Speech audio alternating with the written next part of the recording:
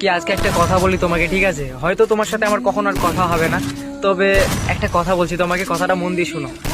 দেখো, তোমার লাইফে হাজার জন আসবে, আমি মানি তোমার লাইফে হাজার জন আসবে, কারণ তুমি একটা মেয়ে মানুষ, তোমাকে হাজার জন চাইবে, হাজার জন তোমাকে প্রপোজ করবে, আমার মতো হাজার ছেলে পাবে, ঠিক আছে? হ্যাঁ, এটা সত্যি যে আমার মতো তুমি হাজার জন ছেলে পাবে, কিন্তু আমার মতো করে যে তোমাকে ভালোবাসবে এই ছেলেটা তুমি কখনোই পাবে না। তবে একটা কথা কি বলবো, জীবনও এই জিনিসটার অভাব মানুষ বোঝে না, যখন মানে একটা জিনিস যে মানুষটা পেয়ে যায় যেটা তার মানে ভাগ্যে ছিল না এবং কি তার যোগ্যতা ছিল না, হঠাৎ করে যদি এরকম কোন একটা জিনিস কোনো মানুষ পেয়ে যায় না, তো হঠাৎ করে সেই মানুষটা না সেই জিনিসটার মূল্য বোঝে না।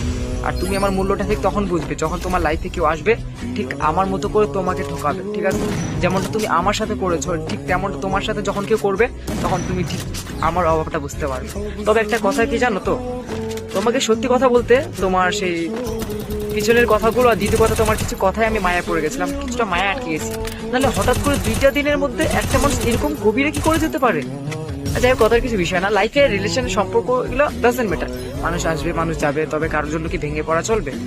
যে আর একটা কথা কি বলতো, মানে যে ভালোবাসে না সে কখনো এরকম কোনো অজুহাত কিংবা কোনো কিছু দিয়ে ছেড়ে যায় না, ঠিক আছে? যে ভালোবাসে সে শেষ পর্যন্ত থাকে, আর যে মানুষটা ভালোবাসার রাগ অভিমান